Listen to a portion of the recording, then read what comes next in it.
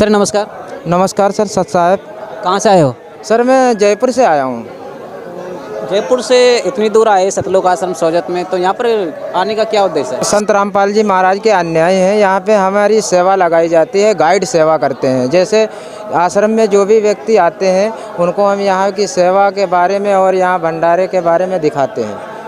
Guide सेवा के लिए कितने दिन पहले आना होता है? गाइड सेवा के लिए हमें 3 दिन पहले सूचित किया जाता है और सेवा 3 दिन पहले से ही चालू हो जाती है। और गाइड सेवा में क्या क्या करते हो आप? गाइड सेवा में हम करते हैं भगत जी, यहाँ पे जो भी आते हैं भक्त लोग तो आते हैं, उनके साथ और भी जगत वाले आते हैं। जैसे कोई भी बोल देता है कि संत रामपाल जी महाराज जी के भंडारे में चलो, तो वो आते हैं और उनको दिखाते हैं कि ये चीज़ें यहाँ पे हैं, ये व्यवस्था ऐसी है और यहाँ की व्यवस्था आप देखो। तो वो व्यवस्था पूरी दिखाते हैं, भंडारे से लेके जहाँ बनता है भंडारा होता और भी जो भी व्यवस्था सब दिखाते हैं आश्रम के अंदर। आपने संत रामपाल जी महाराज जी से नाम दीक्षा कब ली? मैंने संत रामपाल जी महाराज जी से नाम दीक्षा ली है 2021 पहले महीने में। संत रामपाल जी महाराज जी से नाम दीक्षा लेने से पहले कौन सी भक्ति करते थे? संत रामपाल जी महाराज जी से भक्ति करने को तो मैं इतना भक्ति करने को उतावला था कि 4 बजे उठ करके मैं हनुमान जी के मंदिर, भोले जी के मंदिर में पहुंच जाता था। पहुंचने के बाद में कभी कभी 3 बजे पहुंच जाता था, 4 बजे की बात। जो आप भक्ति पहले करते थे उससे क्या लाभ मिला था? भगत जी उससे हमें कोई लाभ नहीं मिला, बल्कि लाभ को छोड़ो मुझे नुकसान पे नुकसान होते रहे और भक्ति करते रहे। आपको पहले जो भक्ति करते थे उससे कोई लाभ नहीं मिला था, तो संत रामपाल जी महाराज जी की भक्ति लेने के बाद में अर्थात उनसे नाम दीक्षा लेने के बाद में आपको क्या क्या लाभ मिले थे? उसके बाद में मुझे पहला नंबर में एक लाभ मिला भगत जी। जैसे मैं गाड़ी से जा रहा था, मेरे पास ओमनी वैन है, तो मैं जा रहा था तो गाड़ी के अंदर बता रहा हूँ 40 की स्पीड से 70 के बीच में स्पीड थी। उसके बाद में गाड़ी में एकदम आवाज़ आई। आवाज़ आते मैंने छोटे भाई से देखा, बगल में बैठा था, मैं चला रहा था, तो मैंने कहा देखो कुछ आवाज़ आई है। आवाज़ आने के बाद में गाड़ी इतनी बहक के भजी जैसे 80 की स्पीड में, ब्रेक और स्टीयरिंग दोनों फेल हो गए। फेल होने के बाद में मैंने आगे खंबा देखा तो खंबे में गाड़ी ठुकने वाली ही थी।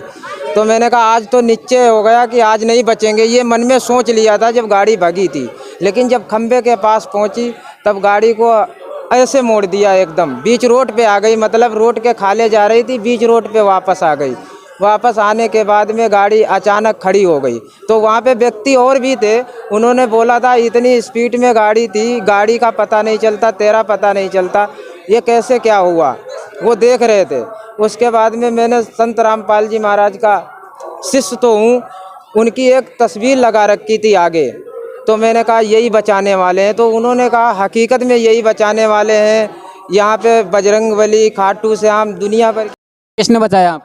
मेरे को उन्होंने खुद, गुरुजी ने आगे मुझे दिखे और गाड़ी को मोड़ा। जब स्टीयरिंग ब्रेक दोनों फेल थी तो गाड़ी एकदम जा रही थी, फिर अचानक उन्होंने मोड़ दिया कि मैं लड़ने वाला था जैसे खंबे में, वैसे उन्होंने मोड़ दिया। मोड़ने के बाद में फिर भी गाड़ी नहीं रुकी, फिर आगे चल के एकदम जाम कर दी गाड़ी। हम आपसे ये जानना चाहेंगे कि गुरु बनाना क्यों जरूरी है? गुरु बनाना सर इसलिए ज़रूरी है कि गुरु का दर्जा भगवान से बढ़ के माना गया। कहते हैं गुरु गोविंद दोनों खड़े, काके लागू पाएँ और बलिहारी गुरु आपकी गोविंद दिया मिलाई। यानी गोविंद को वही मिलाने वाले, जो गुरु ही नहीं होते तो भगवान की प्राप्ति कैसे होती। तो गुरु सबसे बड़ा है, वही भगवान है। पुजारी कहते हैं कि गुरु को भगवान नहीं मानना चाहिए। वो तो वेद पुराण को जानते ही नहीं है। वेदों में प्रमाणित है कि गुरु के बिना मोक्ष नहीं है और गुरु के बिना भक्ति करने से कोई लाभ नहीं होता है। समाज के लोगों का कहना है कि संत रामपाल जी महाराज के जो अनुयायी हैं वो बिना दहेज के सादगी से शादी करते हैं, जबकि ऐसा नहीं करना चाहिए।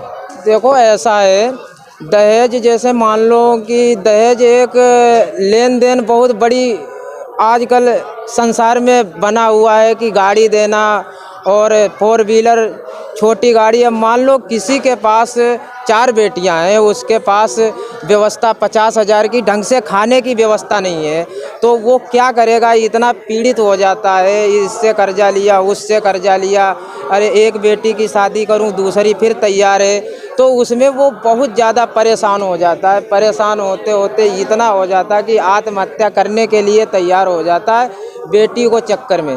लेकिन संत रामपाल जी महाराज ये स्थापित कर रहे हैं कि बिना दहेज के शादी, जैसे बेटी को, अपनी बेटी को किसी को देते हो तो अपना मानते हैं कलेजे का टुकड़ा ही है, अपना बच्चा कलेजे का टुकड़ा है, उसको दे दिया और उसके बाद में ये तुम कर्जा भी लाद रहे हो, इस कर्जे से परेशान हो रहे हो, कोई आत्महत्या कर रहे हैं, कोई ब्याज पे पैसे ला रहे हैं, तो इसको वो जड़ से हटा रहे हैं। वो हटाएंगे तो शांति आ जाएगी। शांति इसलिए आ जाएगी कि जो घर के अंदर 10-20 हज़ार 50 हज़ार हैं वो खाने के काम में आ जाएंगे। बहुत बहुत धन्यवाद आप जी का।